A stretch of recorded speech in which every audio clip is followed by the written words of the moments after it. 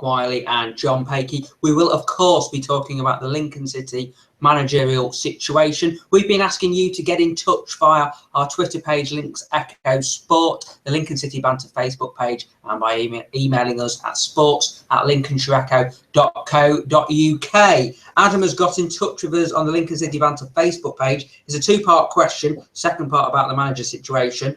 But the first one is about the progress that's been made this season, or questionably lack of.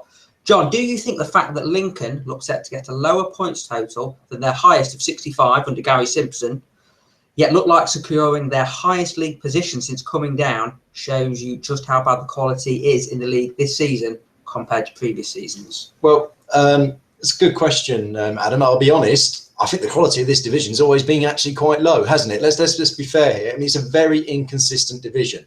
I think the best we've probably had in terms of a team really dominating it would be Luton when they went up a couple of seasons ago. They absolutely stormed it, didn't they? And Cambridge were close behind.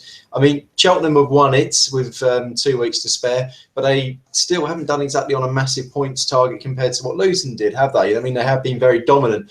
I think you're right. There is a poor quality of division, and more or less this is just down to inconsistencies that we've seen really in the teams. And I suppose it's what you expect at this level. Clubs operating on small squads, not much money. You're not going to be able to put out a decent team every week, and there'll be shortfalls. So on the whole, it is a poor division. And like you say, when you look at the points, I often feel this myself. I look at the points that teams are, we've looked at Lincoln's record, and you just say it's not so much is that down to Lincoln City, down to the other teams. And it's a really, really good point you've made there. So fifth division at the end of the day, isn't it? So it is. Can't expect too much.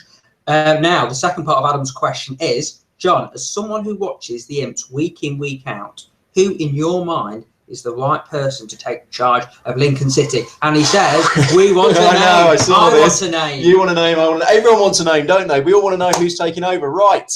So there is a few names in the frame. I had a couple of conversations with people. My sources, which aren't HP and Ketchup, they're a bit more... it's not like on Sky Sports. I know, that's just it, isn't it?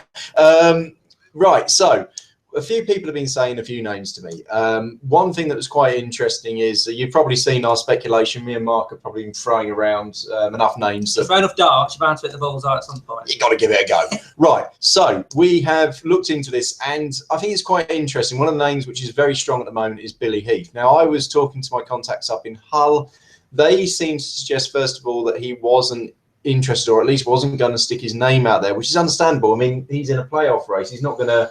Yeah, it's an awkward situation, really, isn't it? I mean, I think he is an obvious candidate because he's been there for ages, he's done well, and I don't think he can take very much further. No. But it's a bit tricky for him at the minute because they're going to be in the playoffs, so their season's still got almost a month to run. So he ain't going to come out, is he? Let's be honest. He's not going to say, I want the job when his team's close to actually securing promotion to the National League.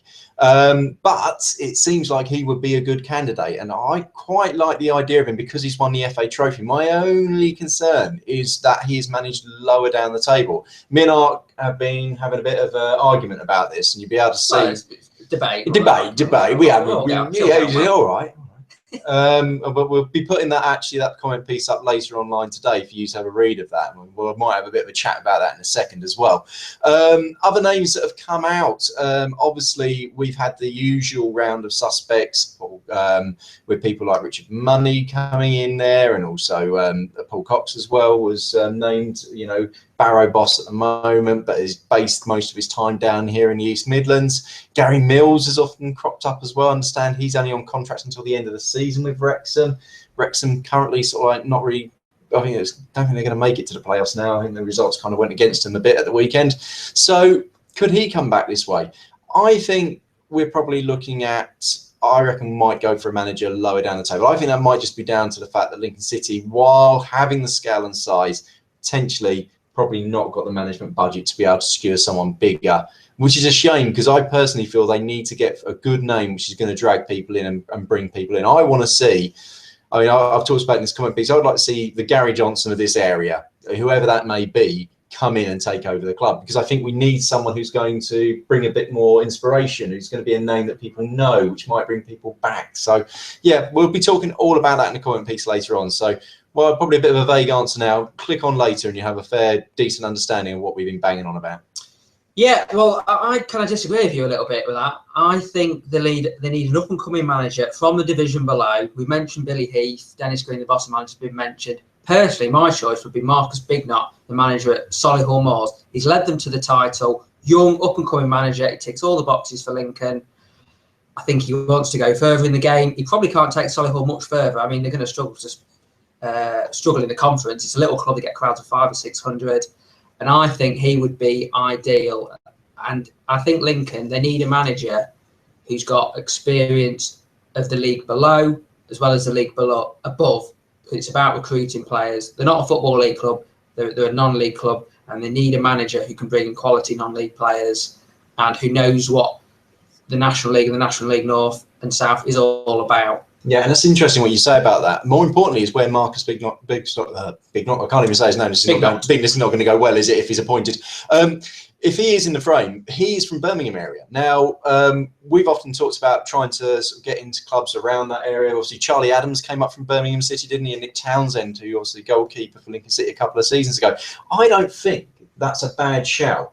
Birmingham area, probably somewhere we've not probably sort of like got enough into, but now the transport links between that neck of the woods, and it's not too far. We have to sort of think about these kind of geography things, can't we? You know, because you've got to have a manager who knows a decent patch, which he can then pull players into. So, I mean, you can't be sort of like get someone from, I don't know, you know, down in the southwest who might not know what's going on up in this little corner of the world. I think that's very important. And I think Marcus might have the contacts around there which could make the difference. And also, it's not just his management background. He has played in non-league and he's played in the Football League. He's got a wealth of experience at a variety of levels, and I think he'd be a good choice. But I'm going to have to pin you down. Have you got a favourite choice out there? The names you've heard so far? Gary Johnson's don't grow on trees. I know, you mentioned that to me earlier. I think, I don't know, I would like to see someone experienced. I would like to see someone like Ronnie Moore. But I don't know if I want to see Ronnie Moore on his own. There's something about what Bob Dorian said about a young, up-and-coming manager. If there could be a combination of those both. But what I ultimately want to see is I want to see someone who's dealt with a big crowd, dealt with sort of like big expectations behind it, because that's what Lincoln have got. And they need to be someone who's going to understand there's the pressures and the sort of like intensity there. So I think that's why we need to get a decent name up there and see who could take Lincoln up. Right, well, thank you very much. Anything more to add, or are you done? I think I'm done. I think it's going to be an interesting couple of days. I mean, we know the interviews are due to take this place this week. That's solely on the fact that Clive Nates is coming all the way over from South Africa, the director based out there. And I'd be a bit annoyed if I'd travelled 10 hours and they weren't taking place. You're not going to say to him after, we'll leave it a couple of weeks. No, I don't think that's going to happen. So could we have something done by the end of the week? I suppose that's the question. I think they should announce it on the Monday after the end of the season. To get the season out of the way, you know, give Chris a bit of a send-off, and then on the Monday, announce a new manager and get straight into it, planning for next season. I think that would be the best thing to go. Well, that would be a good situation, wouldn't it? Because we were looking at the contract situation at the moment. If you've seen our story on lincolnshireecho.co.uk this morning, we were saying about how there's about 14 players now who are out of contract at the end of the season. And Chris Moyes came out after the game at the 2-2 draw at Southport and said, well, you know, this is out of my hands now. Understandably so, because it shouldn't really be down to him right now, should it?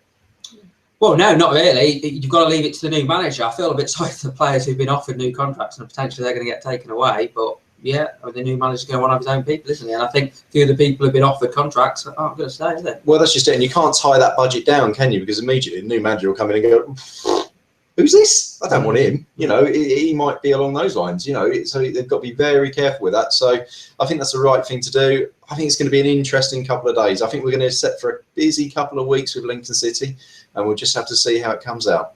All right, thank you very much for watching, folks. Hope you've enjoyed that. Remember, you can keep abreast of all the information regarding the Imps on lincolnshireecho.co.uk/Lincoln City. Thanks again for watching. We'll see you again very soon. And if you want to keep up with some of the latest news as well, follow me on Twitter. That's JohnPakey_LE. Cheers. Cheers. Okay, I'm pressing it this week. Oh, it's down there. Oh, I'm find the mouse. Okay, stop broadcast. Bye.